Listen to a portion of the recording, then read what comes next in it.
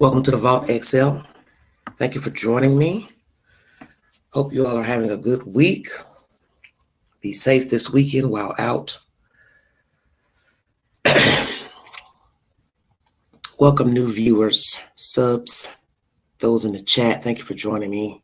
A1 Way Street, Rake's Funny Farm. Thank you for joining me. I'm going to play you a news update coming out of the Pacific Northwest. Very, very diabolical story. And then I will read my polls pertaining to the Kansas City 3. And then I will go into the sources of the information. There will be several sources pertaining to commentary from the family, the fifth person, and his attorney. And we're going to dissect all of that. Do you know your friends? That is the last statement I put in the title because I think it's the best question to ask under the circumstances.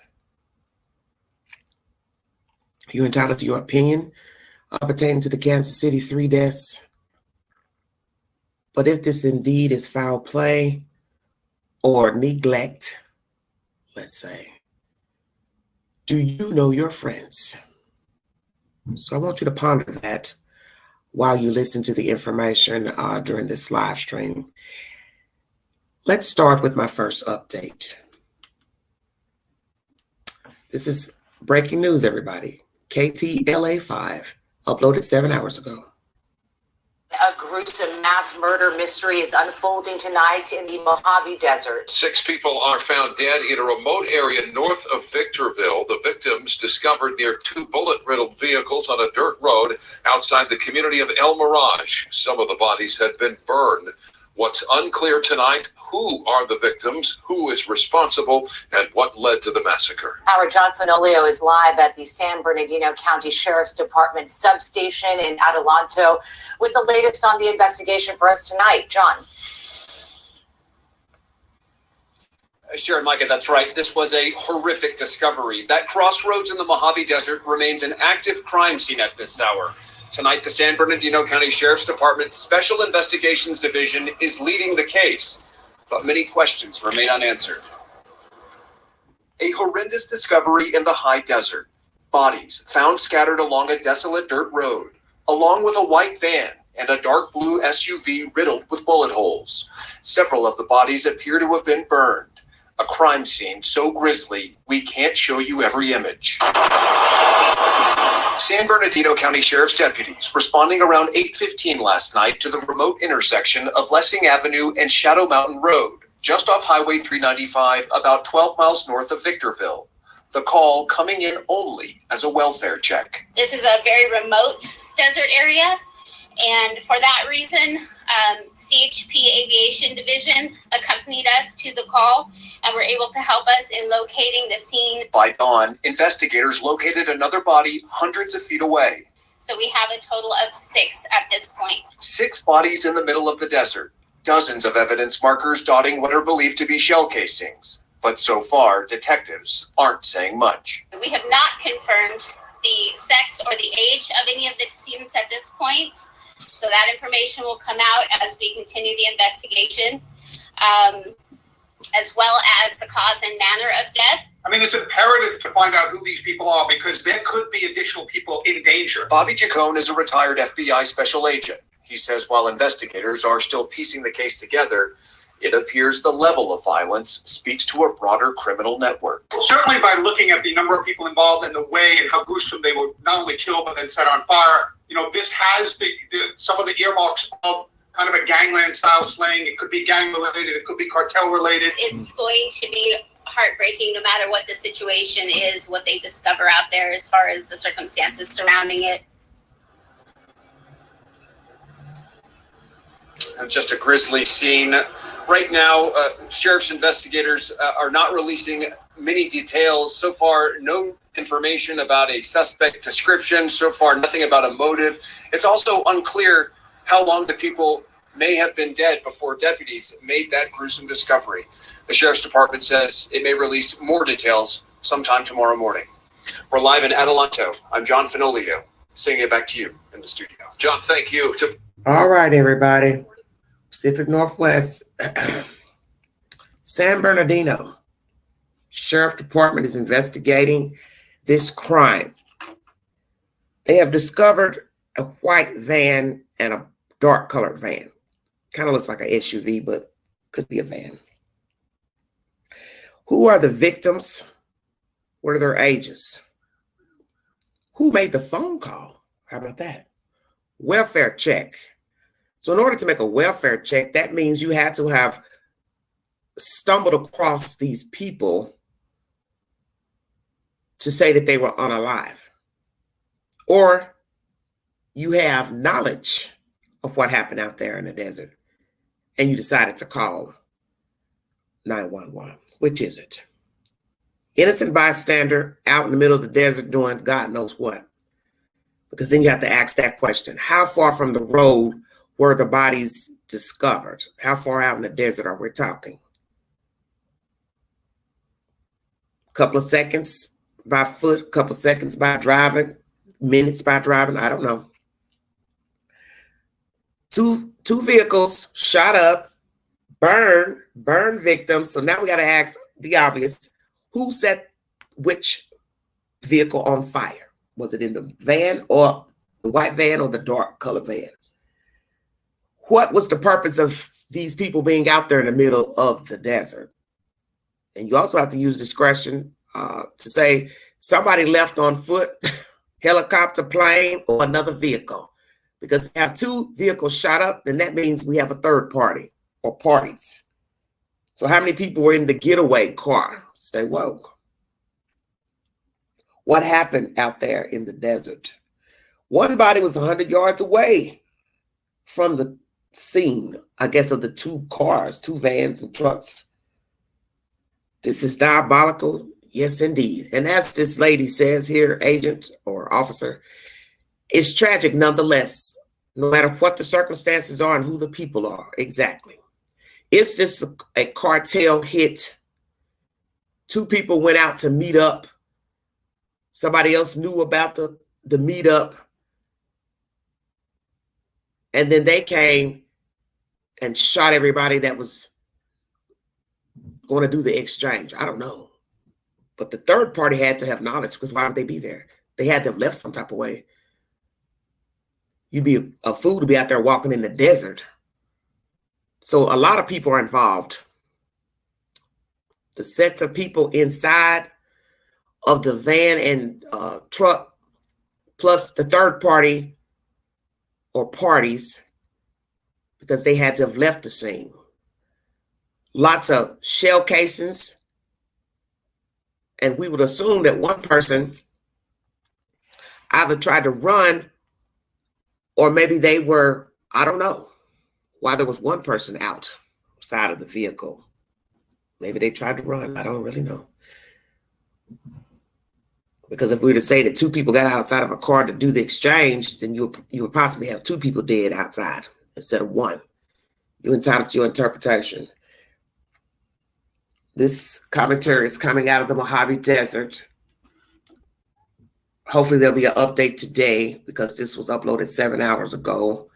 So it's just 9:28 Eastern Standard Time here in the high 10. So I'll bring you an update pertaining to this story. KTLA5 is the source.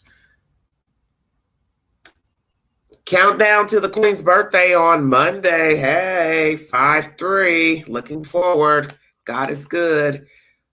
I'm going to read you questions that I came up with pertaining to the Kansas City 3 deaths.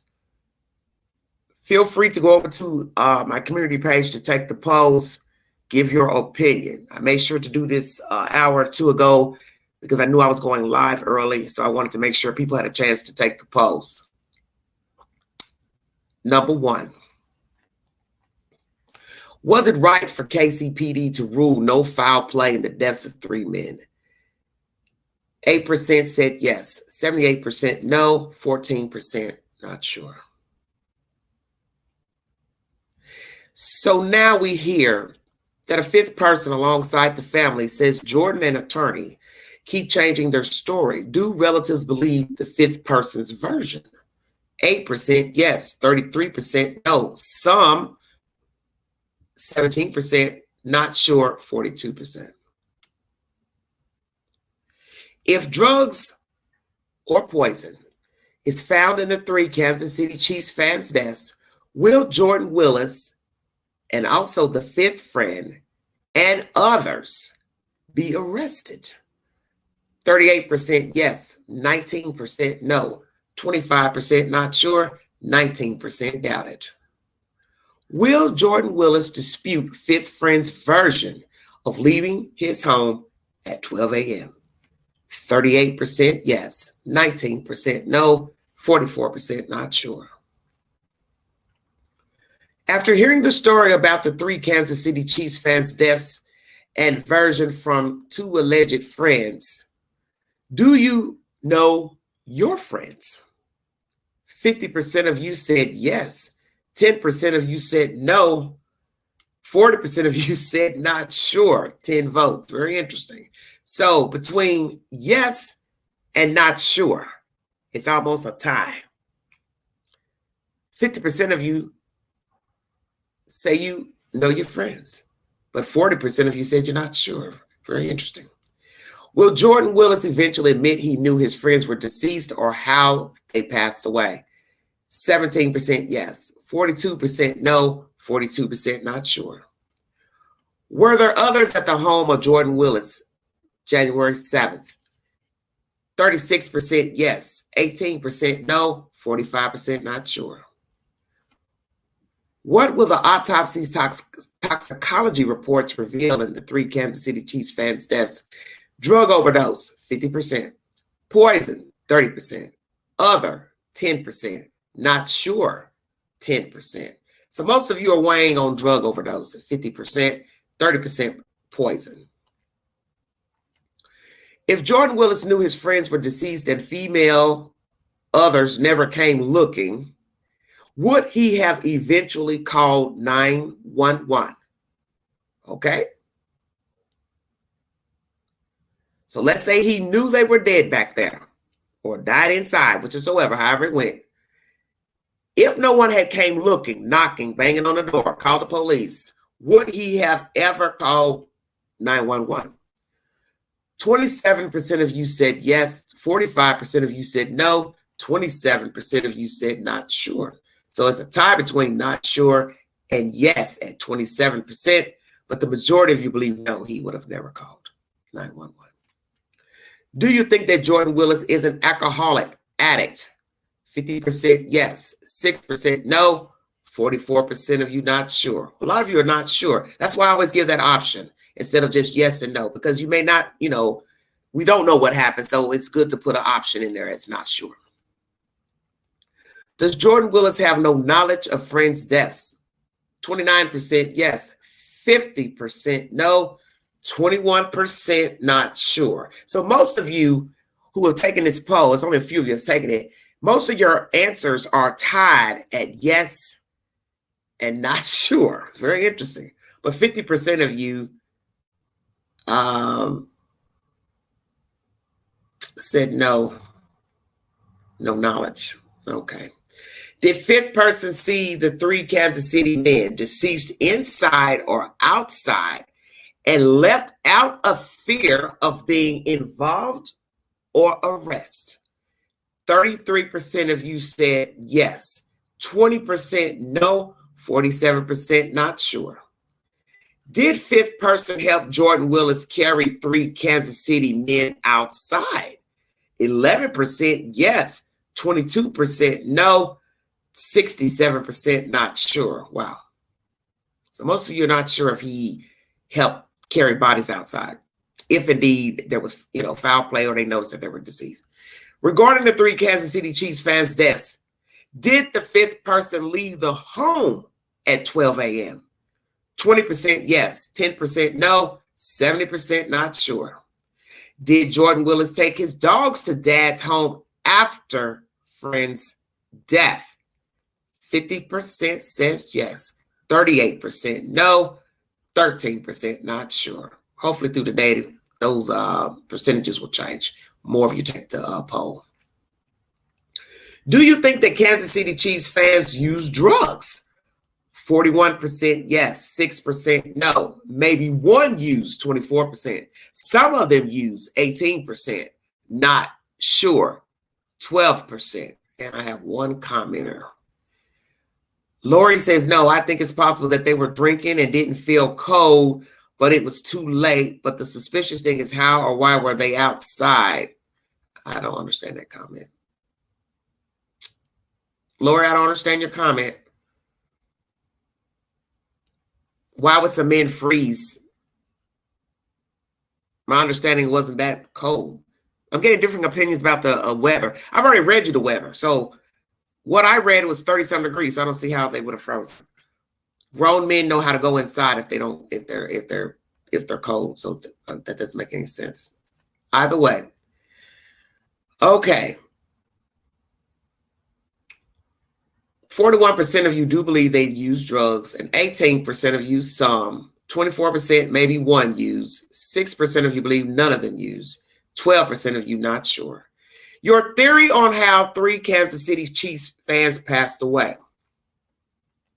Intentional poison, bad drugs given by Jordan, 33%. Overdose, 25%. Intentional poison, bad drugs by other party, 17%. Not sure, 25%. Those are my questions pertaining to the Kansas City Chiefs fans' deaths. Waiting on autopsies and toxicology reports to give us the 411 on what happened to these men. So there we have it.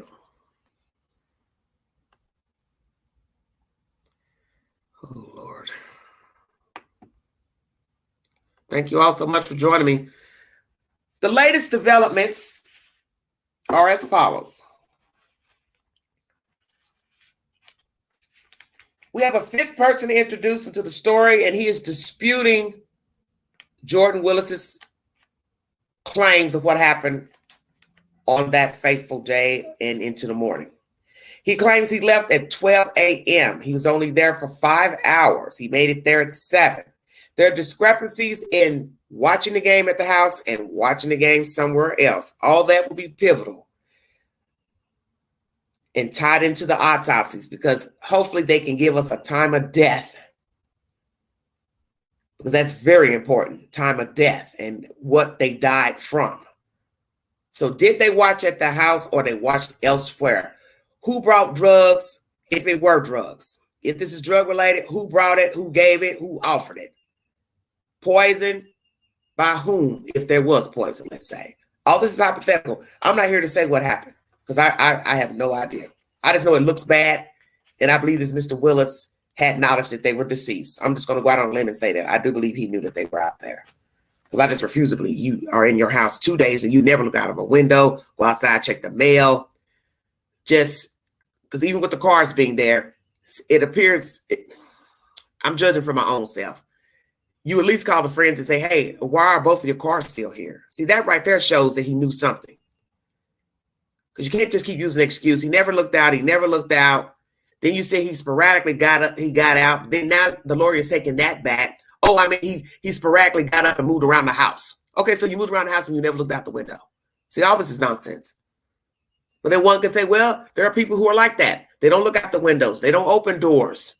They stay in the house, whether they work, don't work. Some people are recluses. They just don't look out windows like most people and open doors and go to the mail. You're entitled to your opinion. But we have a 5th person. He's disputing what happened. He's saying he left at 12. So now we have to wait to see if Mr. Jordan's lawyer will refute that claim that the 5th person is lying. He says he left them there, all 4, Jordan and the friends, alive watching Jeopardy. Is that true? Do you believe that? You're going to hear commentary that Ricky Johnson's brother believes there is foul play. You're also going to hear commentary from Ricky's mom and also Mr. Harrington's mother during this live stream. You're going to also hear commentary from Mr. Jordan's lawyer. and know that he has spoken with many news agents. So you're going to hear different commentary from different news entities. And also know that this is just a version from fifth person, Mr. Jordan, and the information that he's allegedly relayed to his attorney, Mr. Paserno.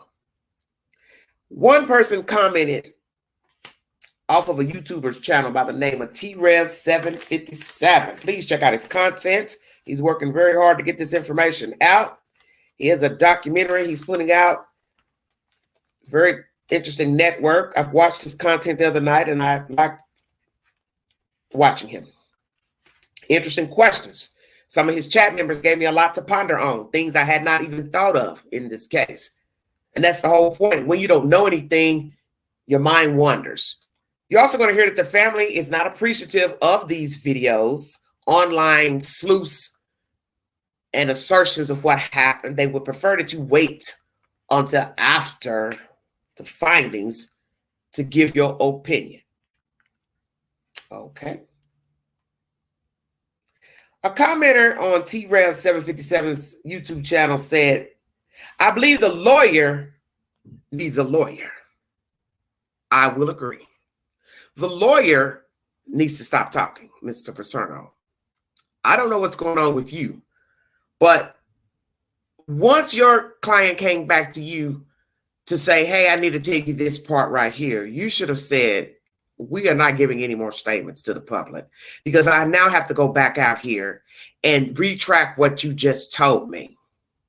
Now you have a fifth person talking. This makes it look even worse because as of last week, Mr. Paserno told the public that the fifth wheel was in agreement to what Jordan had to say.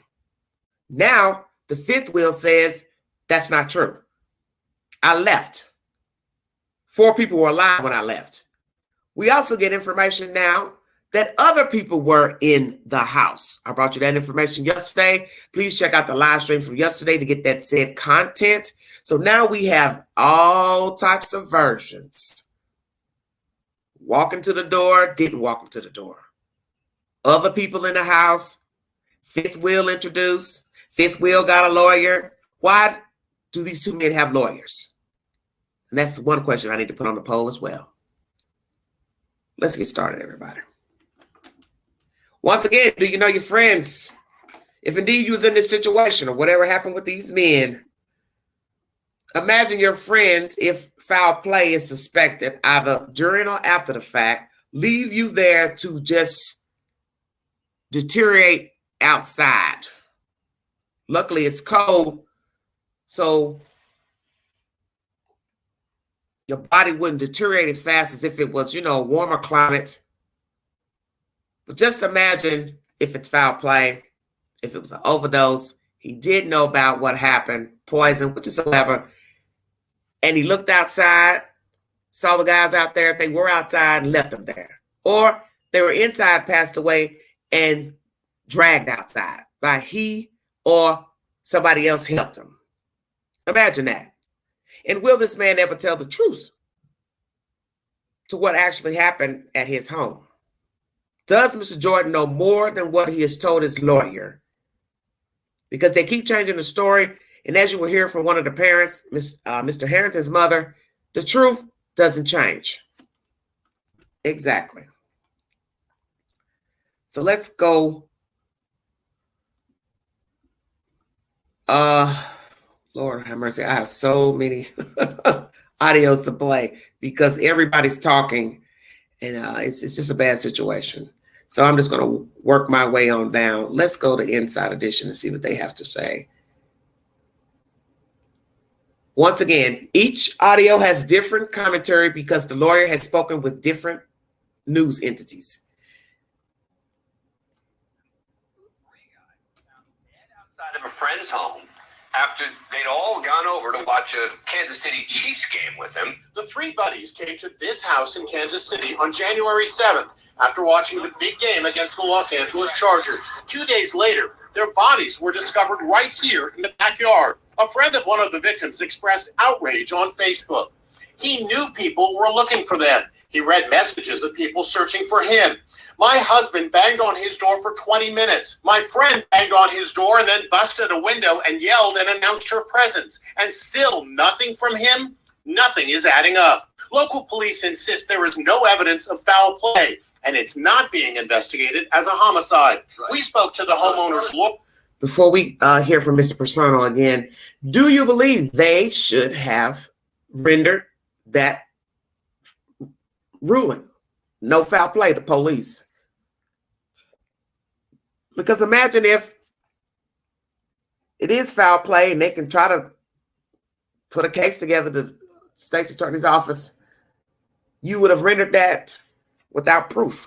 Just saying. Lawyer John Paserno. The three individuals that were his friend, they did leave his house. He went to bed and he went to sleep. When he woke up the next morning, he just assumed that they had all gone home. Why didn't he see these three friends outside? He didn't look in the backyard. He didn't use the back door to go out to the backyard, and he had no knowledge that they were there. The victims' cars were reportedly still parked in the driveway. Wouldn't he notice their car and think, hey, that's weird. Why is their car here? I know it's been reported that they were in the driveway. That's incorrect. They were on the street. He did not notice them. Jonathan Price's brother, Ricky. Before we get to Jonathan Price, Ricky's brother, is that true? He never looked out the window, front windows, front door, back windows, back door. The back door has glass in it. So we are to believe that for 2 whole days, this man never looked outside of any window, any upstairs window, never checked the mail, never emptied the trash. Stay woke. If he had guys over drinking, let's say they had beer, paraphernalia, different things, food. See, you don't even know if they even had food.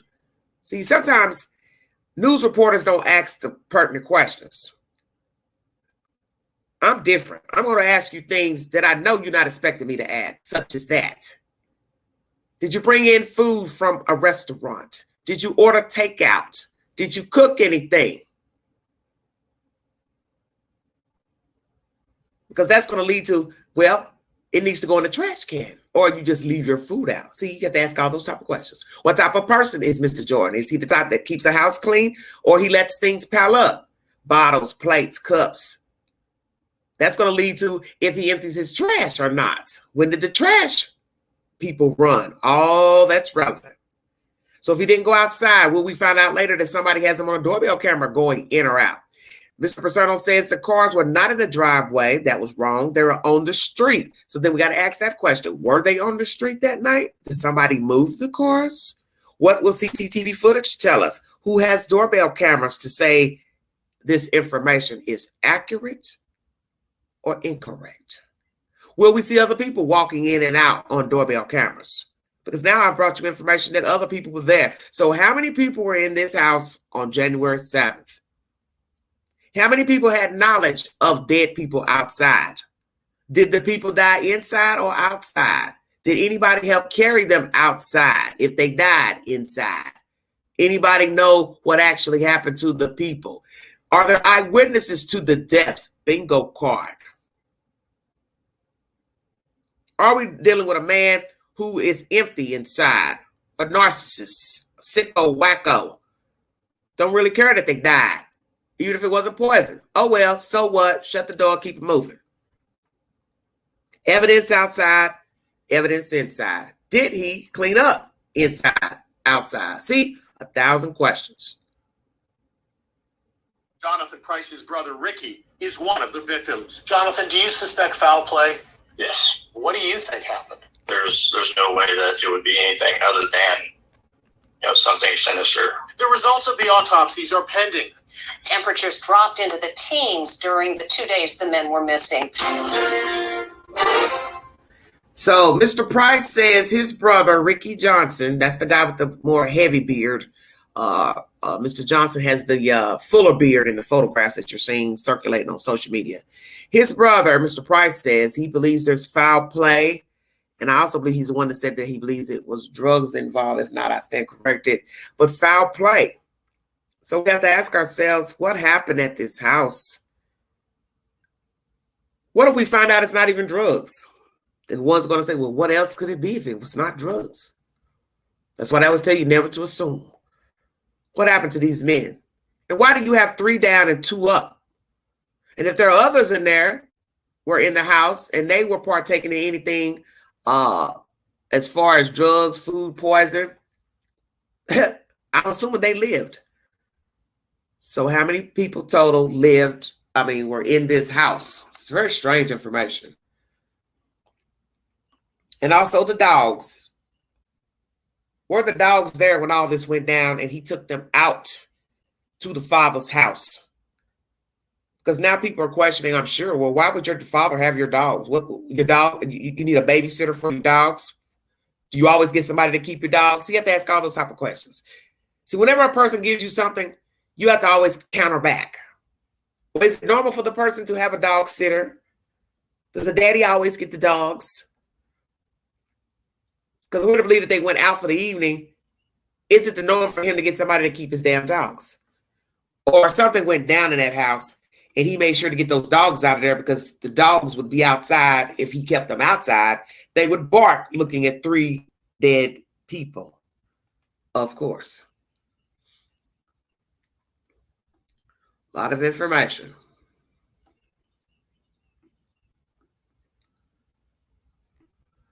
Okay.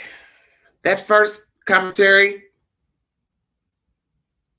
is Inside Edition. Fox 4 News, Kansas City.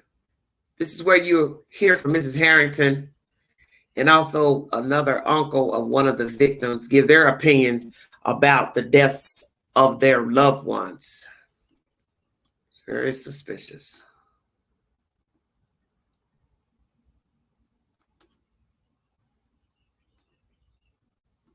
And brother are devastated, and needless to say, I am too. He's finally gotten his life together the way he wanted to live it. 3 men found dead in their friend's backyard. 2 weeks later, we still know precious little of their final hours.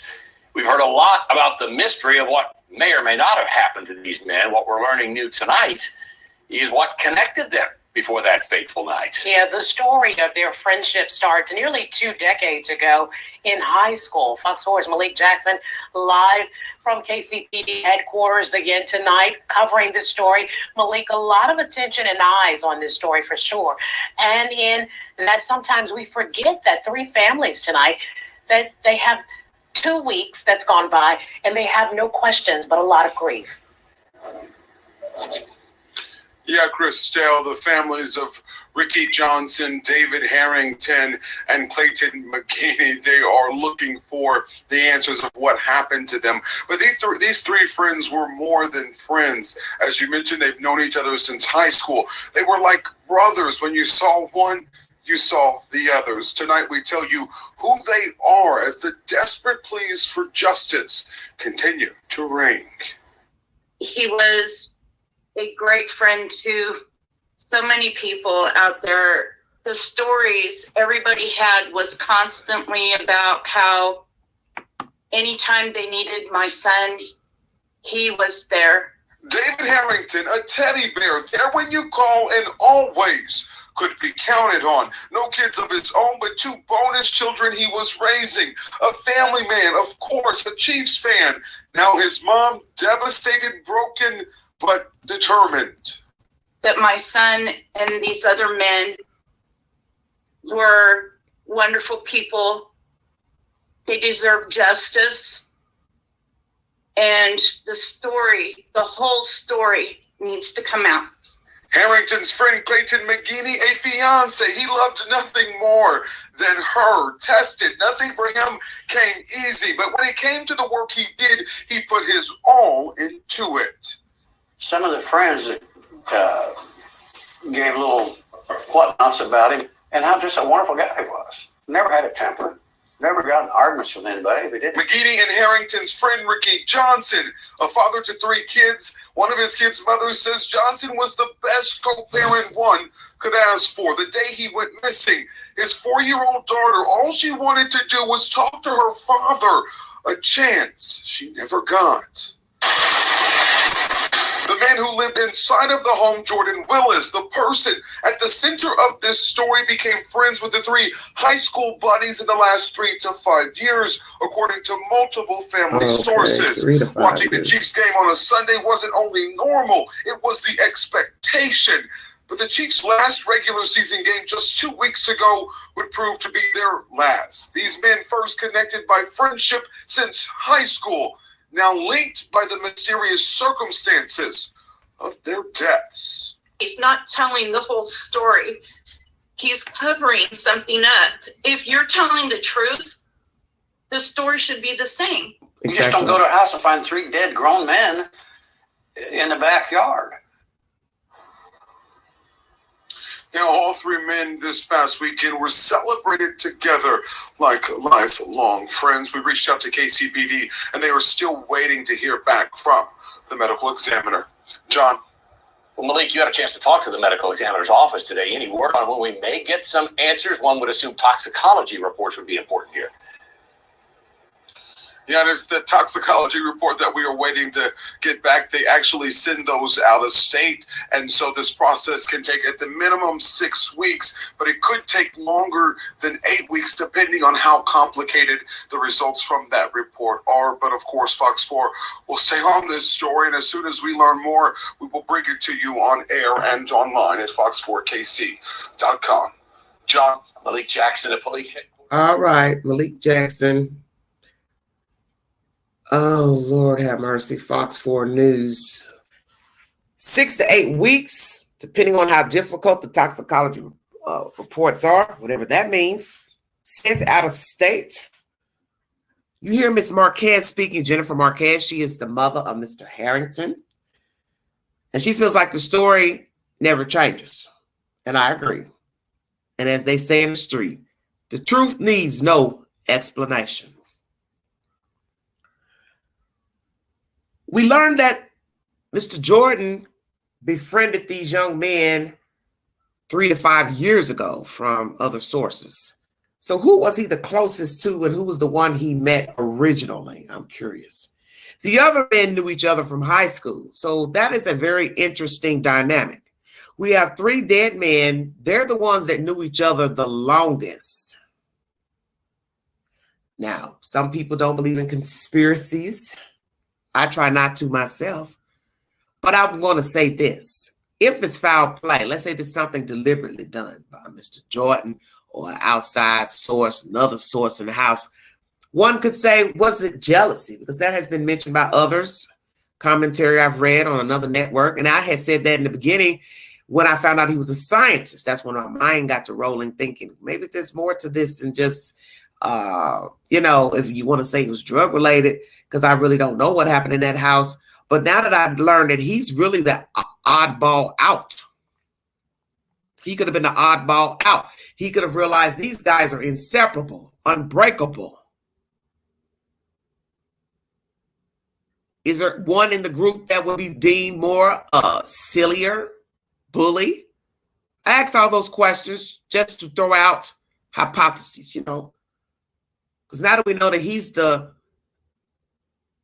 one that didn't know them the longest, could this be an issue of jealousy?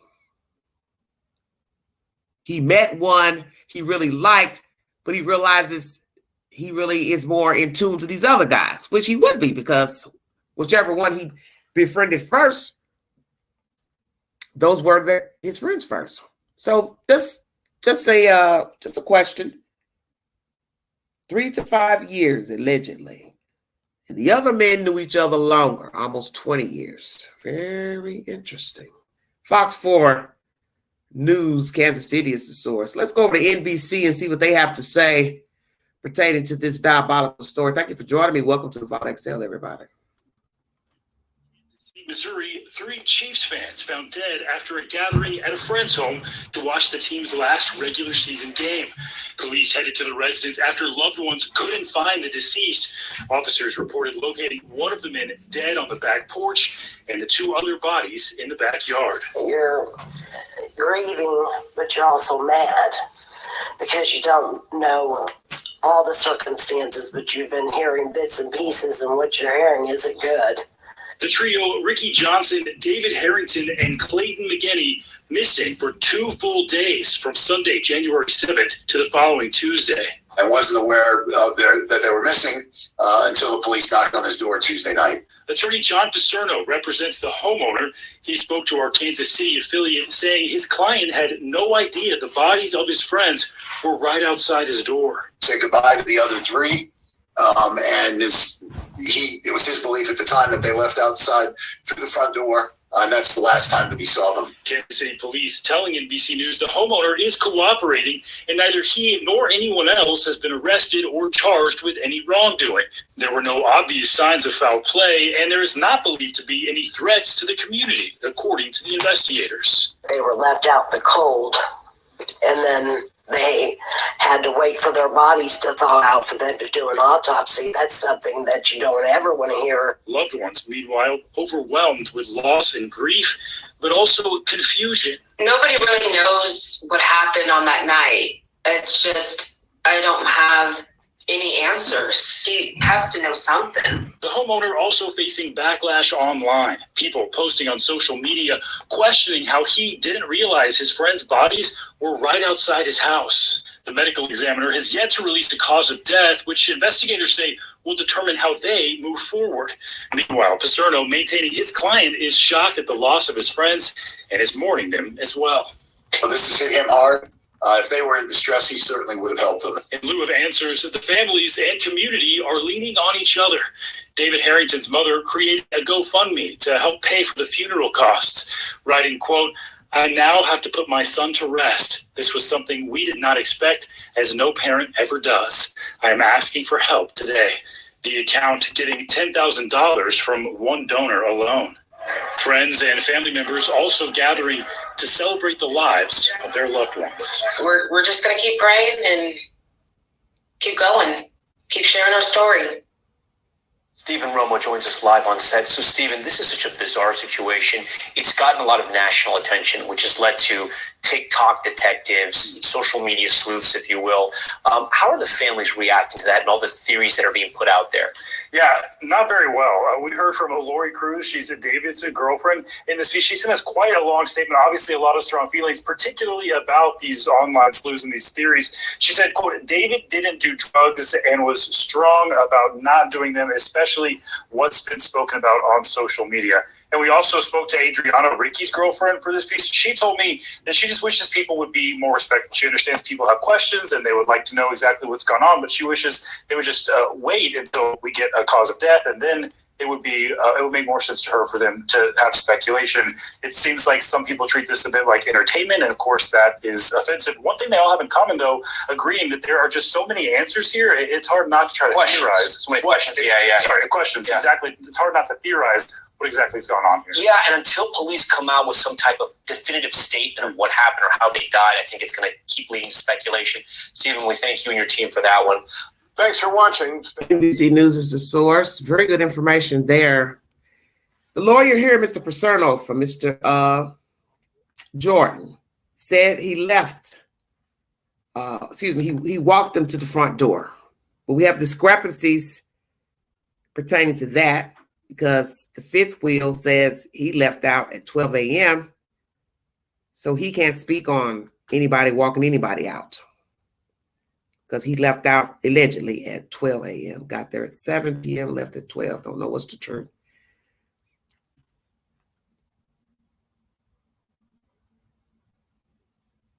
A lot of confusion from the family.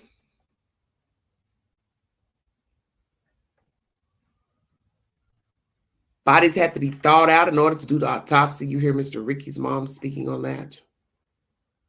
Online speculations, sleuths thinking they know everything, of course.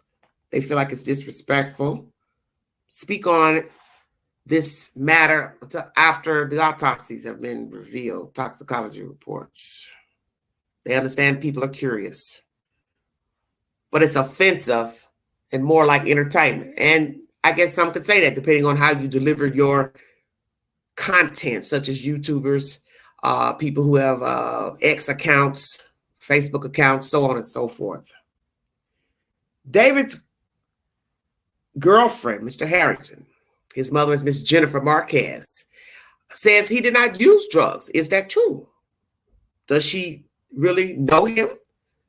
So you always have to ask those questions because you don't want to make anyone out to be a liar, to say, oh, you don't know, because they can counter back, well, you don't know. I know him. You don't. And she would have a point. Mother would have a point.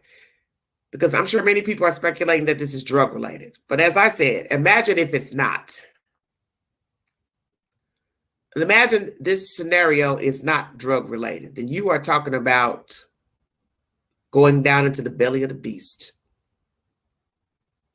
Sinister, as you hear Mr. Price says about the death of his brother and his friends. Because God knows that this is not drug related. There is no overdose. There's no fentanyl, heroin, meth, street drug, cocaine. Somebody's going to be in trouble. So now you have to ask yourself, why did Mr. Jordan get a lawyer? Why did the fifth wheel get a lawyer? And we learned the fifth wheel only learned about the story because he had gotten messages about the missing men. So he contacted Mr. Jordan and one of the deceased men and didn't get an answer. So I'm assuming he got in contact with somebody to learn about the men's death. I don't really know. It's very interesting information. No threats to the community, says the police department. And once again, they are not retracting their statement about no foul play to this date, and it is 2 weeks in. And it'll be interesting. We'll still be sitting up here into February, waiting on a response about what happened to these men. Will Mr. Jordan, the fifth wheel, or anybody else that was in that house tell the truth to seeing anything nefarious or foul play with the men, or just seeing the men pass out, didn't know what happened, decided not to render aid because they didn't want to be involved in an investigation, especially if they felt like it was drug related. They didn't want no parts. And you will have people who do this. You will have people who have fallen out from drugs, overdose, been discarded because people don't want to be involved in an investigation and or be arrested. Is that what is happening here? No matter what happened to them, people got scared. Mr. Jordan or others threw the bodies outside and played possum, and other people left the house and they're staying mum. Will we hear from other people who were in the house? Because I got information yesterday, there were more people in the house, and that is from Mr. Paserno. But then some people may say, why are we listening to him? Because he keeps giving different versions. And anybody who's ever dealt with a lawyer should know the lawyer repeats what you've told them. It makes no sense for a lawyer to make up stuff that's not true. So I would suspect if a lawyer is going to speak on your behalf, he's only repeating what you told them. That's his job. Listen to what you have to say and give a statement from your account, whether it's truth or not. So Mr. Paserno should have enough sense to stop talking.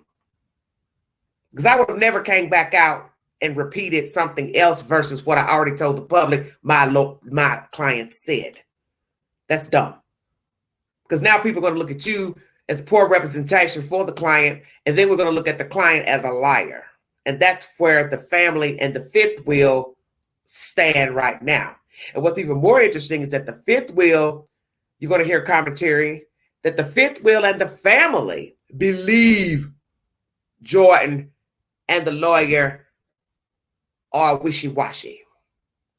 Can't keep their story straight. So how many people, as I put in my poll, how many of the family members believe the fifth wheel's version of leaving at 12 a.m. and seeing all four people alive?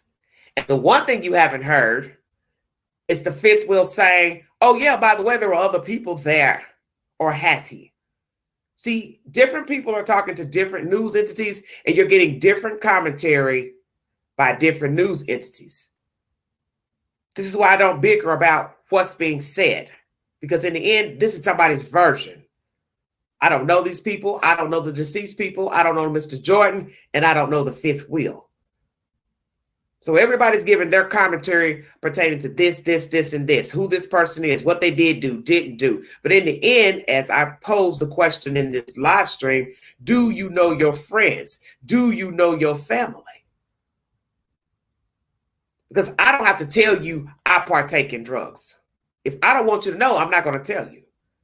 The only way you're going to know is if you see erratic behavior from me, odd behavior from me, or I've done drugs with somebody, purchased drugs from somebody, and they come back and tell you, oh yeah, he's a user, she's a user. I sold them drugs, I've gotten high with them. Or I hear she's been getting high with Pookie, Ray, Bubba. And then it's still up to you to decide if it's the truth or not. You see, that's the whole thing about life. Everything is a virtue. Thank you for joining me. We'll now play more commentary pertaining to this diabolical story coming out of Kansas City. It is ratchet, most definitely.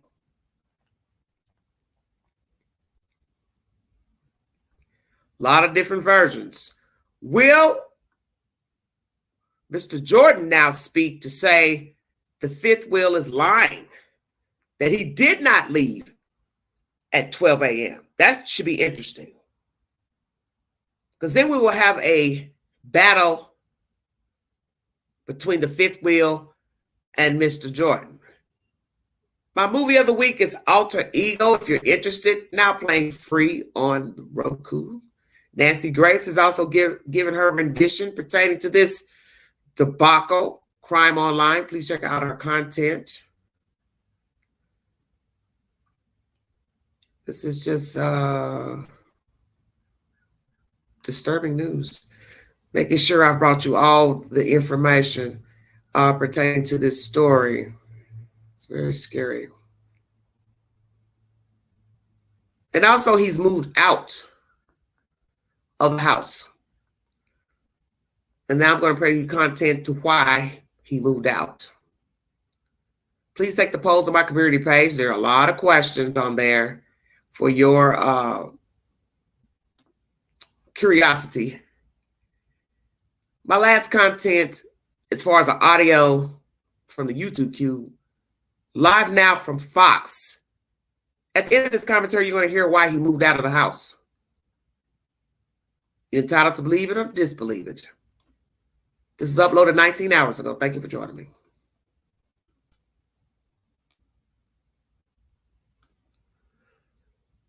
Yeah, too wishy-washy.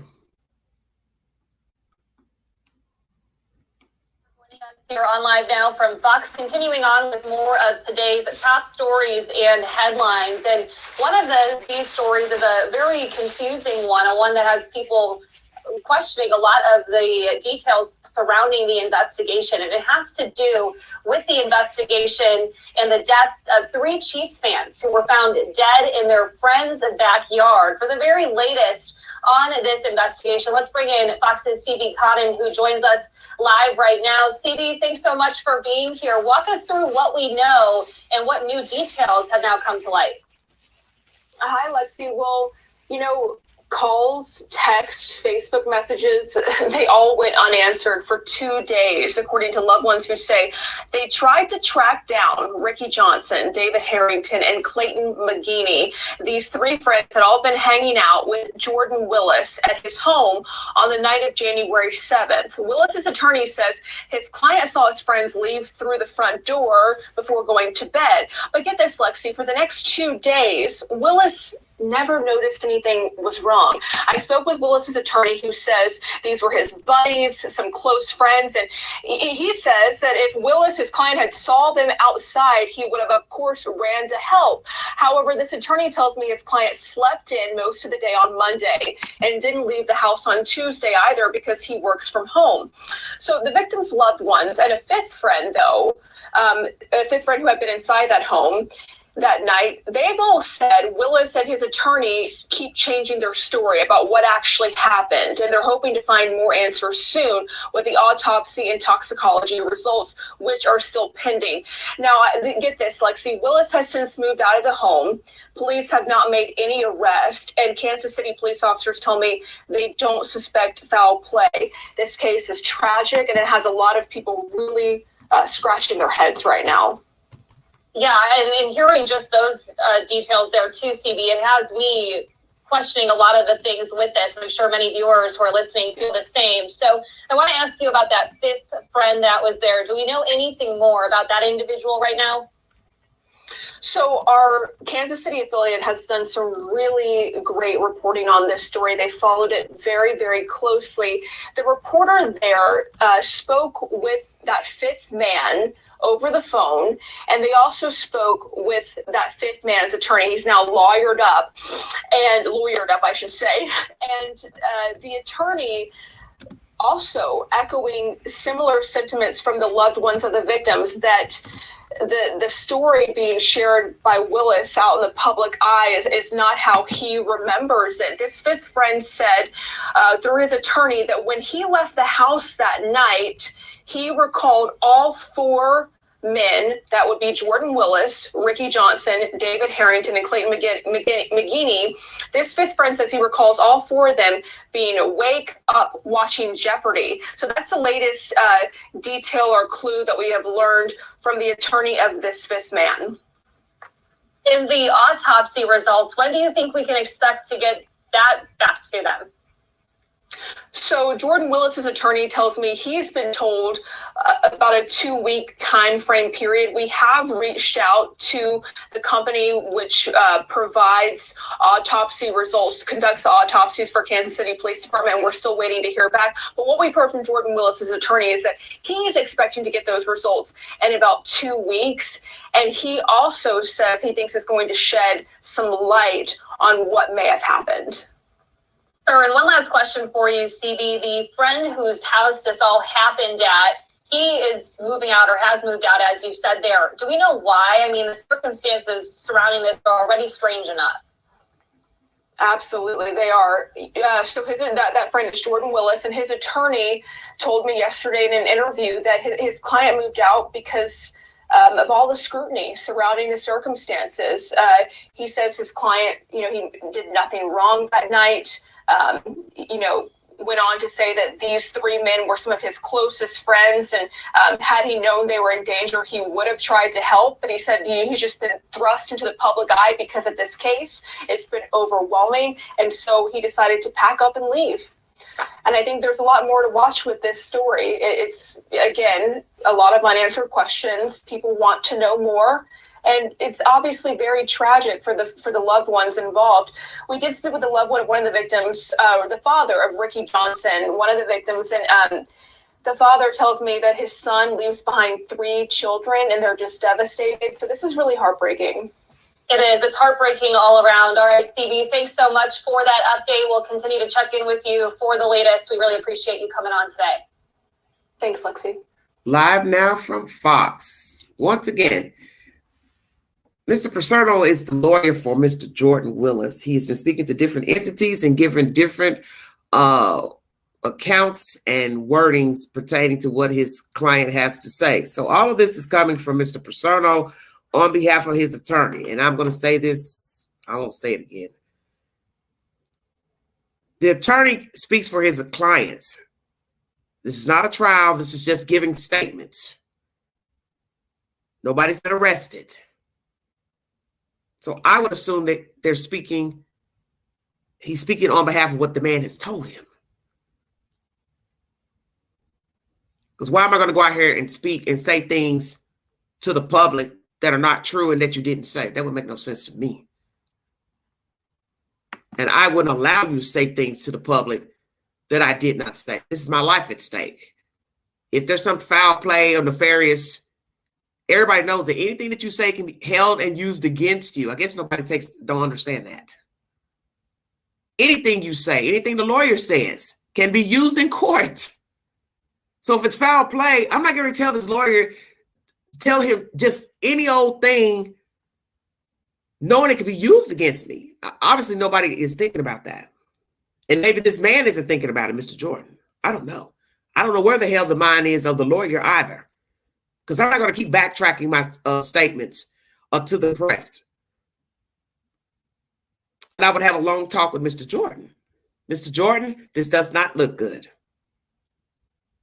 And if this man's been practicing law, he knows what can happen when you keep retelling a story 5, 6 different ways. Nobody appears credible, and that's not good, especially if indeed we find out this is foul play. Because in the end, the lawyer, he can walk away into the sunset and do his own thing. That man is the one left holding the bag, Mr. Jordan, and now this fifth wheel. So here we have Mr. Paserno telling this news entity, live now from Fox, that it should be 2 weeks that we get the autopsies back. As I brought you commentary earlier in this live stream, there's a projection of 6 to 8 weeks of the toxicology report. Ricky Johnson's father says that his son has left behind 3 children and they are devastated. Got a little girl wanting to talk to her father, you heard earlier in this live stream, but she can't because her father is not alive to speak to her, nor are the other children. This is a sick story, no matter what happened, because in the end, you're talking about 3 people leaving the earth in proximity of one another, in the same house, 9 times out of 10 under the same circumstances. And as I brought you commentary early in the week, this city has a bad omen of 3 people being unalived at the same time. What it is about the number 3 in Kansas City, I don't know. But when you go into the Google search, you will come up on several stories in the past 12 years of citizens dying in threes. Just a few months ago, 3 people died in a house. Carbon monoxide poisoning. 3. 3 people shot in a car a few years ago. 3 people found in, I believe, some type of abandoned house a couple years ago. 3. Very bizarre. So we know that the number 3 is a very unlucky number in Kansas City. And some people might believe in that. Hey, we're going to have 2 in this car and 1 in this car because 3 of us going in a car together. Superstitious? Superstition? Maybe. But there's something very strange about this city with the number 3. I'm just saying.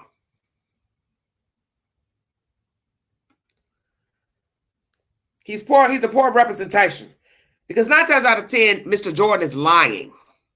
So rather he's telling this man these things or not, or Mr. Paserno is adding stuff to it, it's still poor representation by Mr. Jordan and by the lawyer.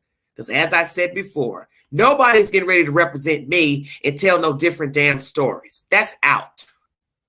Because I'm not going to go down in flames for 3 people that are my friends, and I know I didn't do anything, I didn't see anything. Let's just say he's telling the truth. You think I'm going to pay a lawyer to tell you different stories? Why would I do that? I always tell people to think about the information. Now, unless Mr. Jordan's just an utter fool, then that's on him. But I'm not going to pay you. I'm not going to pay you money to sit up here and tell different news agents different damn versions. How the hell does that look? That's why I say Mr. Paserno needs to check himself because there's something wrong with him to keep spinning these damn versions. He should have enough sense because he is the one who has studied law.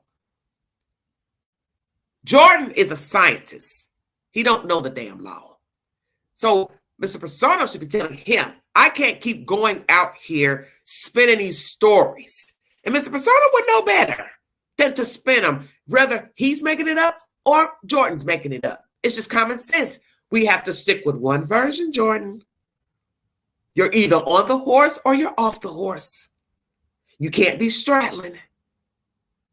And as Ms. Marquez has said, the truth never changes. So why are you getting all these different versions? Let's hear from one of the brothers who believes it is foul play. He is the brother of Mr. Ricky Johnson, the late Ricky Johnson. Thank you for joining me. Just more nonsense. InsideEdition.com is the source. Something sinister caused deaths of KC Chiefs fans found in friend's yard, claims brother of deceased. The brother of Ricky Johnson tells Inside Edition that he suspects foul play despite the Kansas City Police Department saying last week that there is no evidence of any criminal activity at the scene and this is not a homicide investigation. Family members of the 3 Missouri men whose bodies were discovered in the backyard of their friend's Kansas City home are speaking out about the mystery surrounding their deaths. Jonathan Price, whose brother Ricky Johnson is one of the men found dead earlier this month, tells Inside Edition that he suspects foul play.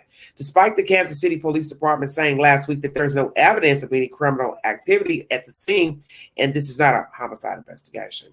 When asked what he thinks might have caused the deaths, Price says, quote, "There's no way that it would be anything other than something sinister," unquote.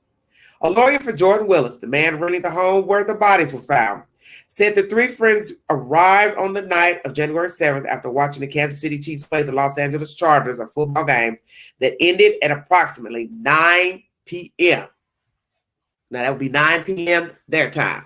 I'm not on their time, so that's a different time zone. Willis' lawyer, John Persano, told Inside Edition Digital that his client then said goodbye to the men at some point and went to bed. So now you see it changes, even with this. At some point. Now that's either Inside Edition putting that in there or Mr. Persano has changed that. Because we got 2 different versions of the good night scenario. I went to sleep, they did their own thing. I walked them to the door. Take your pick. Persano also said that his client had no idea about the search efforts for the men that were made over the next 2 days and only discovered what had happened when police arrived at his home on the night of January 9th. Okay, so we now know that police got to his house at nighttime. As Inside Edition Digital previously reported, police were called to the scene after the fiancé of Clayton McGinney broke into the home on the night of January 9th. 2 women who knew the men say McGinney's fiancé made the decision to break in after seeing the men's cars parked outside. Those friends also said that Willis and most of the men had been friends since high school, which Persano confirmed to Inside Edition Digital. McGinney's fiancé called police after finding a body on the back porch, the KCPD spokesperson said. Police then discovered the 2 bodies in the backyard and classified the case as a death investigation, said the KCPD spokesperson. Well, I thought it was an investigation. Well, which is it? So now the police department don't know what they're saying. Police then discovered 2 bodies in the backyard and classified the case as a death investigation. KCPD spokesperson. So basically you're saying, we didn't see foul play, but we're investigating anyway. Oh, okay. The 3 men were later identified by a KCPD spokesperson as 38-year-old Ricky Johnson, 37-year-old David Harrington, and 36-year-old Clayton McGinney. McGinney's fiancée was shocked to learn that Willis was home when the police arrived, according to the 2 women who knew the deceased. She is also among the loved ones in search for answers, which many hope will come after the medical examiner's report is released. Okay, let's see.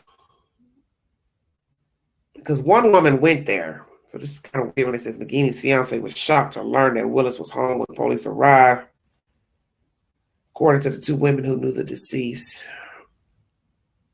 So is Willis, it says, so is Willis, according to his lawyer. I guess that he was shocked as well. Jordan is unaware of how his friends died, said Persano in his statement to Inside Edition Digital. Like the rest of us, Jordan is anxiously awaiting the results of the autopsy and toxicology report, quote unquote. Willis is no longer living at the rental home and was seen moving out his belongings over the weekend, according to the 2 women who knew the deceased. Inside Edition is the source. And also the audio for the Inside Edition was played just a little while ago of the brother speaking to this broadcast that he believes foul play is involved. I will now give you my commentary pertaining to this crazy debacle out of Kansas City. Thank you for joining me. Welcome to the Vault XL. Here we go, everybody. See if I can get it together.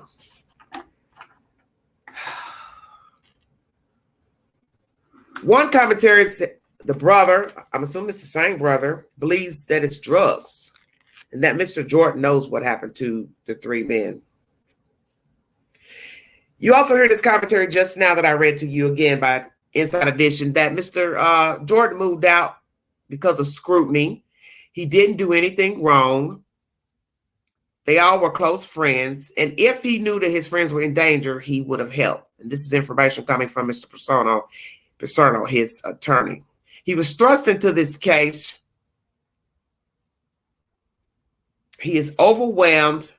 So he packed up and left. Why would you leave, sir? So we now hear, if you want to believe this version, that because of scrutiny, online talk, gossip, innuendos, conspiracy theories, blah, blah, blah, he moved out of the house. So if the landlord didn't ask him to leave, he just up and left. Well, where is he? Is he still in Kansas City, the suburbs, same state, out of state? What about his job? Is he still working for the company? Does the company know that he is the one and only Jordan Willis involved in this debacle? Have they fired him, asked him to take a leave? What's the truth? Working from home, maybe they don't care. His face isn't going to be seen. Nobody cares. How long has he worked for that company? I'm curious. Why did he move from that house? Do you believe this version? Overwhelmed, getting scrutiny. Sir, wherever you move, people are going to find you because people love to Google. You have a legal name, a legal social security number. Wherever you go, you can be found. If you rent a hotel room, they'll find you. Airbnb, they'll find you. Somebody would have to rent you a room somewhere under their name. And you'll have to use a disguise for people not to recognize you. People have tried this before, sir. People on the run, and they have been found. And if you're not the type to go underground and know how to go underground, you will be found. And I think you need to find a new lawyer while you're playing hide and go seek. Ricky Johnson has 3 children left behind, says his father, and they are missing him terribly. You get information, 6 to 8 weeks for the toxicology reports. We get information that Mr. Jordan knew the young men less than the actual men knew each other. So the actual men who passed away knew each other for almost 20 years. Mr. Jordan is new to the bunch. Any type of jealousy, conspiracy to get rid of one, bullying, don't like what somebody said. What is the truth? What happened? What are these reports going to tell us? As someone said on Mr. T-Rev 757's YouTube channel, the lawyer needs to get a lawyer. I concur. Very interesting information. The mother, Miss Marquez, of Mr. Harrington, says the whole story needs to be revealed. The story should never change. We get information now that Mr. Fifth Wheel and the family say the lawyer and Jordan stories keep changing. So how many people in the family believe the Fifth Wheel's version of leaving the house and seeing all men alive watching Jeopardy? Were they watching Jeopardy? I don't know. We also learned that Mr. Harrington has an anonymous donor who has donated $10,000 for his funeral expenses. And whoever you are, thank you so much. That is so kind of you to do that. So hopefully she has enough to lay her son to rest. This past weekend, Sunday, they all gathered to say their farewells in a gathering for the young men. And Mr. Harrington, I believe, is the last one that will need to be laid to rest. The other 2 men have been laid to rest already. What is the truth? We have information that others were there. I brought you content on that. And that's from Mr. Paserno. If you've noticed, the story is ever changing by Mr. Paserno. And I'm assuming Mr. Jordan is the one telling him these things. Because as I said, I am not about to allow my attorney to just spin any damn thing out there when I'm the one living in the house and I'm the one that's at the house with the dead people. So only a fool will let a lawyer just say anything. Now, as I told somebody in the chat, we are not in trial. Trial and public comments are not the same thing. What you say right now may not be what you're going to say in trial if there's ever a trial. But what you use right now will be used at trial. This is the reason why you don't talk. So it makes no sense to have a lawyer that's giving all these different versions, knowing these things could be used at trial, used down the road. If the investigation gets stalled or whatever can transpire, you have to think before speaking. That's old folks saying. Think, think, think. You're an attorney, you study law. Many people don't even pass the bar when they take the bar. So you have passed the bar, you have practiced law for some time. So Mr. Persona, you should know not to spin different versions on behalf of your clients. And I learned that you were asked about the different versions and you declined to comment. So that should tell somebody something right there. Mr. Persona is caught with his tail in the trap alongside his stupid client. So we've got family members believing foul play, a brother believing foul play. They do not care for the speculations going online. They want everybody to wait until the autopsy report, toxicology report is revealed. But we as human beings, we talk. We assume. And as I said before, it will be interesting if we find out this is not drug related. Let me say that again.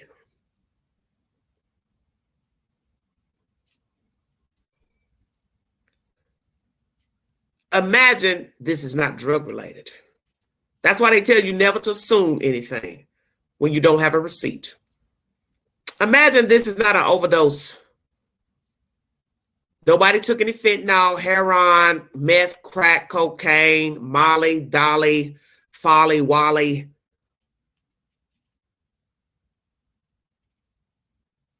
Oh, they ain't ready for that, Queen. I'm just saying. Mr. Harrington's girlfriend says he doesn't use drugs. A lot of people talking. Family members giving their opinions.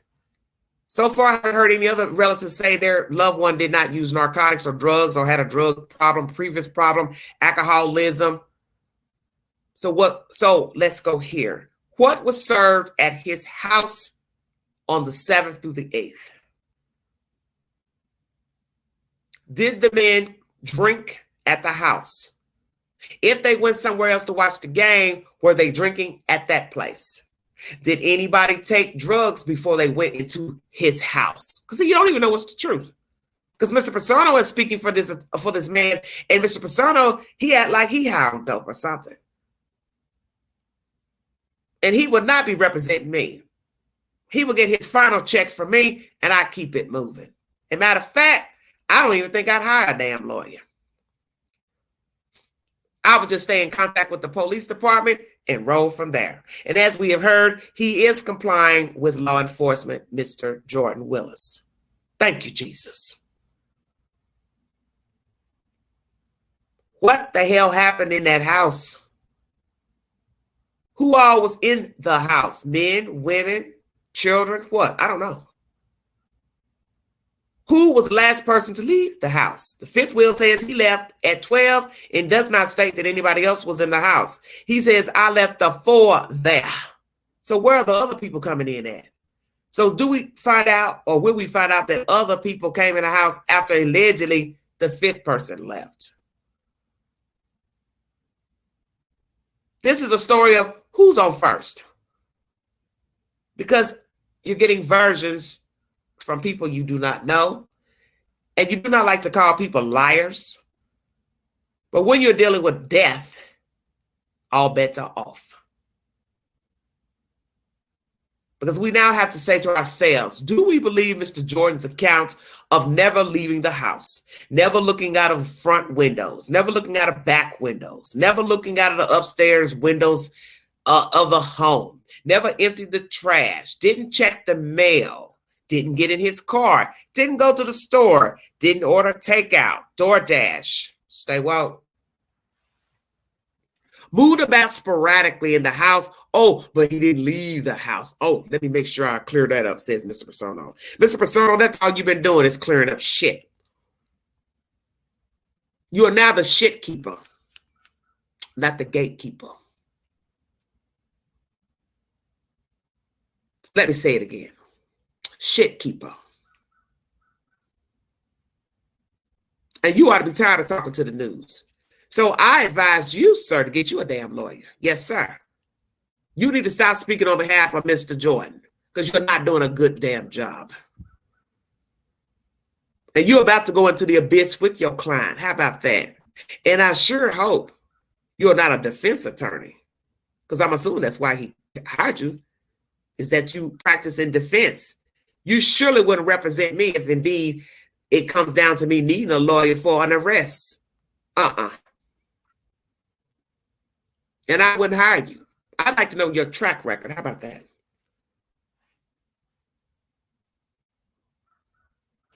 Exactly. 3 out of 5 drank the Kool-Aid. Yeah. And that's possibly where this is going. What if we find out this was a sinister plot to knock off 3 white men for nefarious reasons? It was personal. It was a vendetta. It was jealousy. Somebody said something out of the way. Somebody did something to Mr. Jordan. He didn't like the friendships between the 3. It is said he's the new one to the bunch. And we have learned in certain storylines of true crime that sometimes when people go downhill, they are unalive, it's because of the new one on the block. Stay woke. You see, if this is a case of homicide, it can go a multitude of ways. That's why the toxicology reports are needed. So we can know what they were eating, what they imbibed, what's in their system. Yes, a lawyer needs a lawyer. That's what this girl said on this guy's YouTube channel. I thought it was so funny. Because it's true. He needs a lawyer. He needs a lawyer to tell him, shut up. You're not doing a good job by your client. Please stop talking. Do you know your friends? I asked this question in the title of this video because I think it needs to be said. For the 53 people listening to this live stream, thank you so much for following the content. Do you know your friends? Whether you died of a heart attack, stroke, seizure, aneurysm, blood clot, choking, your friends are sitting around, would they render aid to you? Whether you were imbibing in narcotics, alcohol, drugs in the house, not in the house, I'm just saying. You pass away in a car on the sidewalk. Or do you have the kind of friends that's going to render aid? Because some people say it doesn't matter what the circumstances are. It doesn't matter if we were getting high, we were geeked up. I'm getting ready to call 911 because I care about you. I'll worry about my fate with anything illegal later. But we have learned in cases, let's say this is drug related, hypothetically, people have been known to discard people because it was drugs and they didn't want to be in the house with the dead person or dead people. And we have seen this in many cases of people discarded. They're thrown out so nobody can link them to the dead person because they know they're going to do an autopsy. They know they're going to find out it was drugs. So they figure, let me discard the body so I won't be wrapped up in some criminal investigation. Is that the case here? That criminality was taking place inside of this home and the 3 people passed away and whoever was left behind realized, uh-oh, this is bad. What is the truth?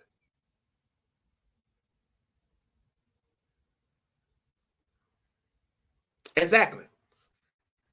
Changing of versions. We got new people in the house. We have a 5th wheel who says he left. He is now in disagreement with Mr. Jordan that he left 4 people alive. So now we have to wait to see if Mr. Jordan or let's say Mr. Paserno, is going to come back and say, oh, the fifth wheel is lying. And then that's not going to make any sense because you just said the fifth wheel was in agreement to Mr. Jordan last week. So how are you going to come back now this week and say, oh, I don't know why he said that. He agreed with my client last week. And the fifth wheel is saying, hell no, Jordan is lying. I ain't see nothing. I left. How convenient. So how many people in the family believe the fifth person? Are we going to then find out they don't believe him? This is all over the place. 55, what are you talking about, Touch of Class? Yes, Adora. Lies on top of lies. Who's on first? Who's on second? Who got the bat? Who got the mitt? Who got the helmet? I don't know.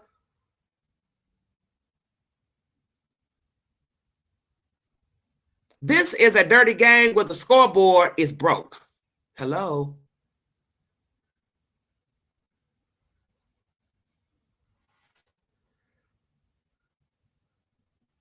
The scoreboard is broke.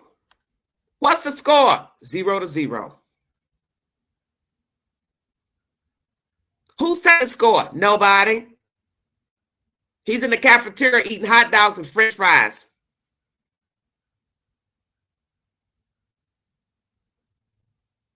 We have learned this in dealing with the Wells case. We've learned this in dealing with the West case and so many other true crime stories that we have come across, that when you change versions, it is a sign of deceit and deception, bottom line. Because the truth needs no explanation and it never deviates. That's common sense. That's not speculation. That's not innuendo. That's not assumptions. That's facts.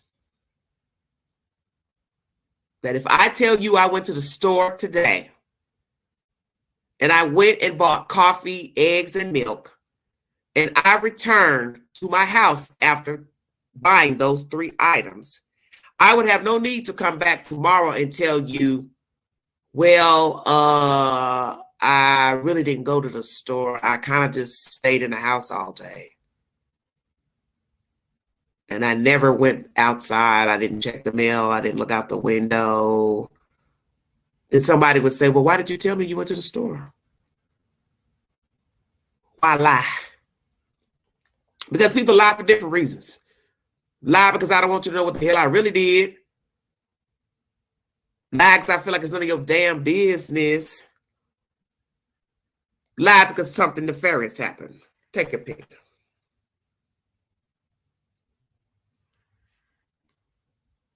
The gist of the story is the obvious. You don't know people. I don't know Mr. Jordan. I don't know Mr. Paserno. I don't know the fifth wheel. I don't know the fifth wheel's attorney. And I don't know the 3 dead men. And I don't know the friends and the family members and the parents. And I do know that when people know of nefarious deeds by their friends and family members, they may not come out in the beginning and say what they know negative about their family members. And that's expected. But the one thing I have learned with true crime, it is better to tell the truth about your loved one as so it doesn't jump off when people find out they are alcoholics, drug addicts, criminal records, so on and so forth, because then it looks bad and people are saying, well, why didn't you mention this at first that they were prostituting or soliciting or got a drug problem? Just tell it and be done. You hear one relative saying that one of the relatives was trying to get himself together, and I didn't automatically assume that that had anything to do with drugs. I just heard he had an issue with paying child support and getting himself together, which would lead me to believe he's, finally got work, working steadily. You heard a cousin talking about that situation. And then now we've got another uncle or somebody saying their life is on track. So many people are going to start to speculate, what does life on track really mean? Does not mean a person has to be an addict because their life isn't on track. Could just be a person who was lazy, didn't want to work, didn't want to keep a job, stayed in the streets, ripping and running, wasn't serious about life, couldn't hold down a job. It could mean a lot of things. So I'm not going to speculate what that meant. getting their life on track. But Mr. Harrington's girlfriend says he didn't use drugs. So what's the truth? Will we find out this is not a drug-related deaths? Because if it's not drug-related, like I just said, oh my goodness, there's going to be some smoke in the city. And even if it's drug-related, you've got to prove Mr. Jordan gave them the drugs, sold them drugs, had knowledge they got high and fell out, and didn't report the deaths. That would be abuse of a corpses, and not rendering aid. So what's the truth? We wait on the reports. That's all you can do at this point.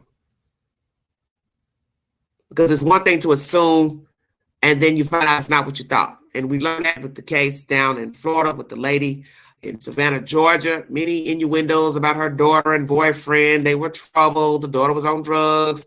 Some of us thought the daughter was involved because she had just got down there. And the next thing you know, the mother's dead days later. So it was a very suspicious story. Some thought the boyfriend was involved. Some people thought it was somebody from a halfway house that was near where she was found. All types of wild stories that didn't make no damn sense.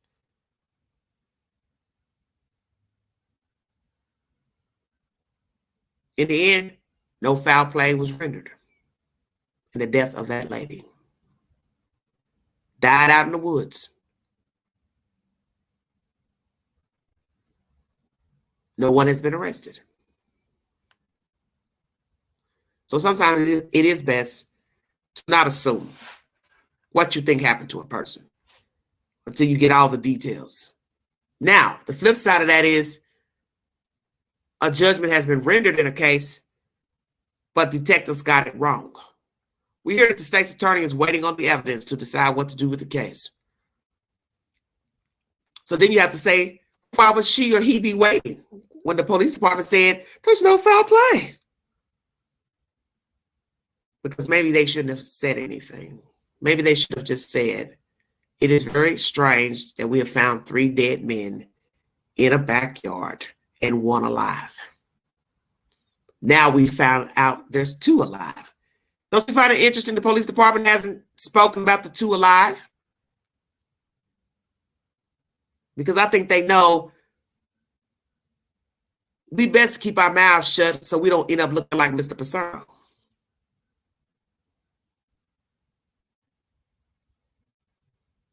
Imagine that. Oh, I thought it was just 1 that was there. Stay woke. Now the police knows that there were 2 alive. So they know not to say anything now. Oh, hell no. We're not getting nobody to speak on this case. Because now we don't really know who was all there. So once again, Mr. Jordan, wherever you are, Mr. Runaway, groom, how many people were at your house January 7th? Is this a flop house, party house? Is this the house where people come to get high, dope, drunk up, sex parties? What are we talking about? Because I don't know. And I'm not here to bring any allegations against you, but I just find it very strange that you were in your house 2 days and you were just walking around your house like a mummy. I don't know. I don't know what happened to my friends. I want to get to the truth just as well. And then one could say, well, what if he's telling the truth, Big Ange? He's just a big loaf. He doesn't look out of windows. He doesn't look out of blinds. He doesn't empty trash. He doesn't check the mail. He works from home. He orders out. Could be. But where there's a problem with that, ding, ding, ding, ding, ding, ding, ding, is that people who sent the text messages clarify that they had been read. Bingo card. So now I'm supposed to believe they're lying? You know they can show their text messages to law enforcement to show somebody their messages, Mr. Jordan. Mr. Jordan, you wouldn't be a liar now, would you? See, that's the thing about trying to cover up crimes. There's always something you forget. And that's where people should think before doing mischievous deeds. You can't erase stuff out of the phone. You can't erase what the person sent to the dead people. Ding, ding, ding. You can go on your phone right now and erase messages that were sent to you, your responses. But what you can't do is erase the other person's phone messages. Duh. This is how stupid people are. Girl, let me show you what he said to me. But then let's say you erase your response to make yourself look good. All it takes is for that person to say, well, let me show you what I sent her and her response. So is that what we have here, Mr. Jordan? You forgot all about the fact that people can see that you have read the comments. You say you were only contacted through Messenger. And as I told people who, most people know this who have Facebook, you can only see messages if you're friends with the person on Facebook. But they're in a compartment separate if they're not your friend and they sent you a private message. You would then have to go in there deliberately to look them up. And many people don't go in that compartment looking for the messages.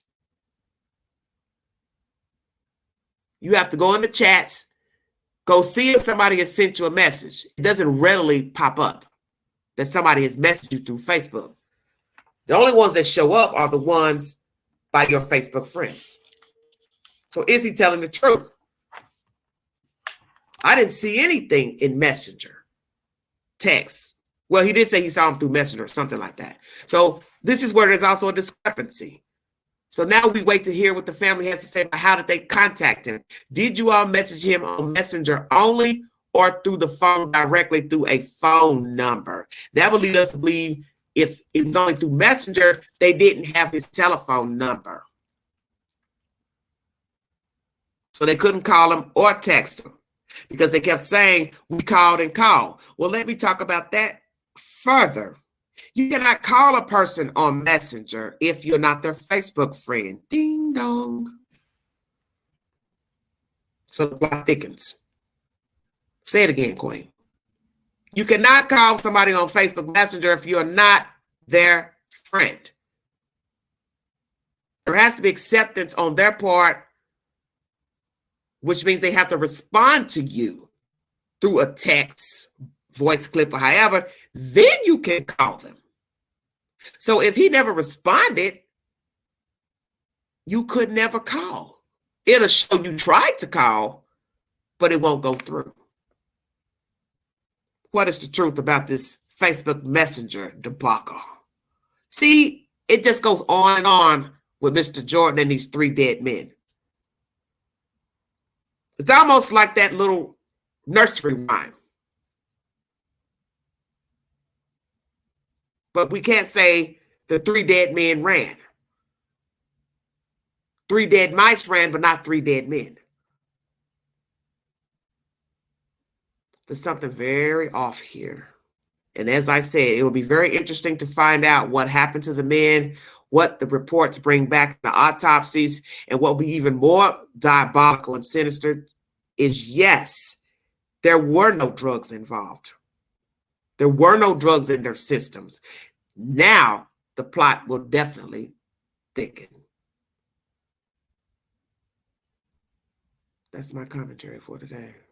I brought you information earlier during this live stream that several people have been found out in the Mojave Desert, deceased, burned up. White van, dark truck. A lot of gunshot wounds, shells. They can't show you the scene because it is so graphic.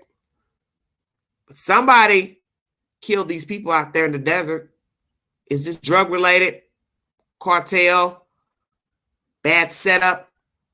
What happened to these people? Do not know if they're men, women, children, but it is in the middle of nowhere. And how far from the land is the land to the road where the victims were found? Who was the person that called in the 911 call of a welfare check of these individuals? And who is the person that left them out there? Because this is scary.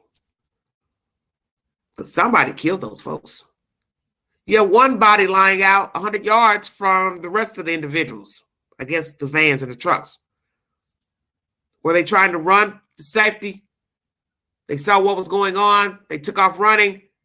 And then the perpetrators shot that individual. So was that a man or a woman lying out there 100 yards from the vehicles? Very scary.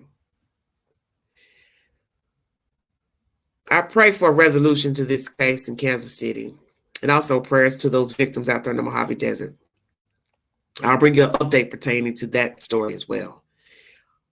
But as for the Kansas City deaths, I don't know what happened in that house. I do not know if this is drug related, if this is a poison, some other type of deviant method. I don't know who the other people were that were in the house. Don't even know if that's true or not, because in the end, this is all coming from Mr. Persano, and this is him 9 times out of 10 getting information from Jordan, and Jordan appears to be a liar. So I can't even believe that there were other people in the house. And I'm definitely not even about to go on record and say that there were. All this is coming from Mr. Persano. And in the end, all these versions are coming from Mr. Persano, but they don't have a receipt. And now we have another person involved who is rebutting commentary by Mr. Jordan. This is a diabolical case in itself, and we don't even know what happened to the men. We have to wait maybe into February before we find out the toxicology reports. I assume we'll probably hear the manner of death, cause of death, time of death, what they ate, didn't eat, alcohol, overage, legally drunk, what? But toxicology reports will have to take a while, naturally, because that information was sent out of state. And I pray that they do a thorough job in those reports. 3 men are gone. One had children. Now children are without a father. Engaged. Now there's no marriage. No happily ever after. No more seeing your sons, brothers, cousins, nephews, friends.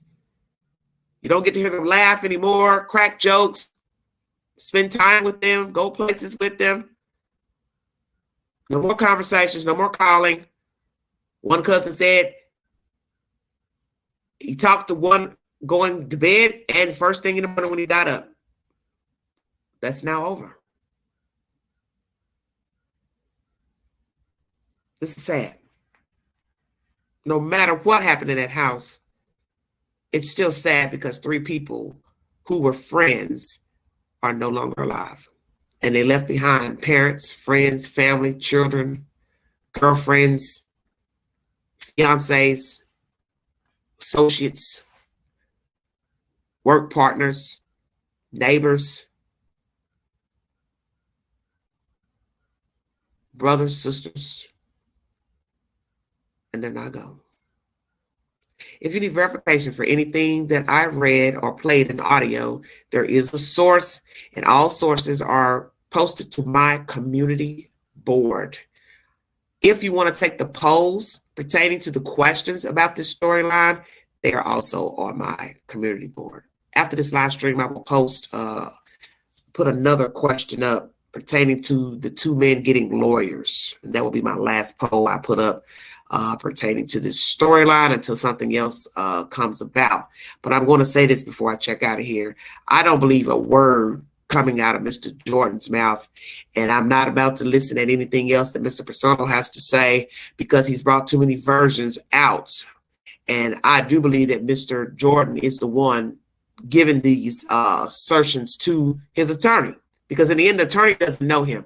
He doesn't know anything about him. So he would be a fool at this point into the story to be putting out things on his own. That's dangerous. Because in the end, Mr. Jordan Willis is the one who has to stand account for the things that he has told his lawyer. He was really better off just talking on his own, making a public statement to the news, speaking only one time. And now the other friend is rebutting things he has said. So is that guy lying or telling the truth? He was there or he wasn't there? He left at 12, he didn't leave at 12. Did he see the men pass away and just took off? Or he helped take them outside? Where did the men pass away? Inside, outside? Will we find out others are involved, have knowledge? We wait to see. If you'd like to donate to this great network, $@BigAngie129 Cash App. Stickers and chats are always welcome during the live stream. Thank you all for viewing this early morning live. I will possibly be back with more stimulating content and commentary. Check my community page for updates to stories that I do not cover, breaking news, and also polls and questions to the storylines. Prayers to these young men, prayers to the children and family members and friends in the community. And thank you so much to whomever donated to $10,000 to Mr. Harrington's GoFundMe page. Amen. Thank you. I'm sure his mother is eternally grateful to you for that. You all have a wonderful week. Check my community page also for the movie of the week, Alter Ego. Very weird movie. I fell asleep on it. So I got to go back in and watch it again. But anyway, that's my movie suggestion for the week. Yes, it's a circus. And it's sad because there's 3 people no longer alive. And what would be even more devastating is that these 2 men know exactly what happened to those guys, and they're not telling the truth. And they're just playing reindeer games with the media and lawyers. And we do have to ask that question. Why did the 2 men get lawyers? If you have nothing to hide, what you're saying is the truth to authorities. You don't have to hire a lawyer. I mean, everyone's entitled to their opinion about hiring a lawyer. But if I know I didn't see anything, I didn't do anything, I have no knowledge of anybody being deceased, how they died, I don't have to have a lawyer.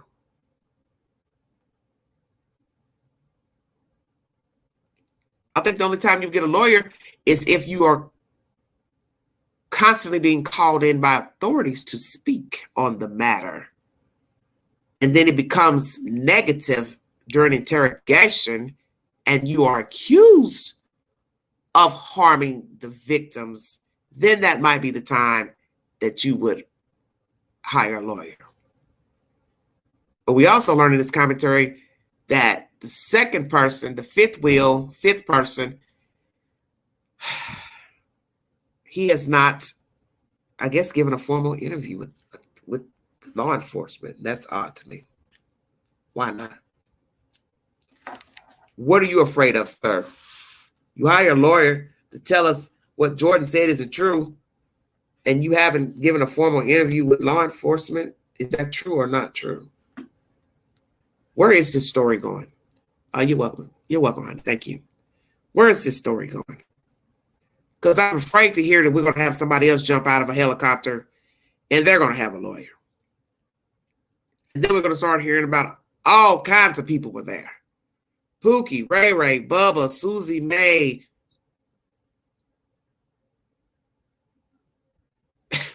And then they'll have lawyers. And then you won't know what's what at that point. Because let's be truthful. One more person comes forward and say they were in that damn house. You might as well just not even listen to the story anymore. Because then you don't even know what you're listening to. And I got a feeling that's where this is going. Because Jordan has now said that other people were in the house. So is this his ploy for him to push people off of him as the culprit? Don't look at me. Don't look at me. There are other people there. Don't look at me. Other people were there. Because I got a feeling that's where this is going. You're welcome, Sunrise. I believe he's trying to say, well, other people were there. Why are you looking at me? Okay, it's my house. It's my house, but there were other people there. That means if you say other people were there, I can't even get off this live stream because he keeps going on and on. Is he going to reveal the names of the other people? Then that means they're sitting somewhere scared. Oh, shit. He's getting ready to tell our names. Imagine that. There were other people there. Other people witnessed the deaths of the men, and they played possum, quiet, scurried out of there. Lord have mercy. I hope not, for your sake. I hope for your sake that you did not witness 3 people die and then you just ran out of there. Did you make brownies? Oh, Adora, stop. Well, Adora, if he made brownies, if you're talking about him, and we know that allegedly people put marijuana in it, what kind of marijuana could you have put in brownies to make 3 people die? Or you say he made brownies and put something else in it. See, that's my whole point. You don't know if he served food or d'oeuvres, takeout. Somebody else brought food. See, this can go a multitude of ways. Could it be that somebody set him up, Mr. Jordan? And he's just scared and don't know what to say. Did any of the men bring food? Number one. Did Jordan cook food, prepare food, ordered out food? Did some outsiders bring food, drugs, poison? What's the truth about others being there? What's the truth about the 5th wheel leaving at midnight? Did they even watch the damn game at the house? Or they watched it somewhere else? Jeopardy, play dice, video games. What's the truth? Slept on the couch. They were already inside, outside. Went to a real bed and slept.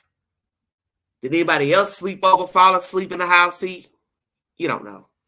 And I don't think you'll get the truth. Because when you start out hearing different versions, anything else after that, you can't make any sense out of it. Because then you're saying to yourself, well, do I believe this person? Because I really don't believe this first person whose house it is where all these events took place. So am I going to believe this guy over here? Am I going to believe this guy over here or this female over here? How do I know who's telling the truth? Because you don't. Thank you for your time. You've been listening to the Vault XL. Thank you all.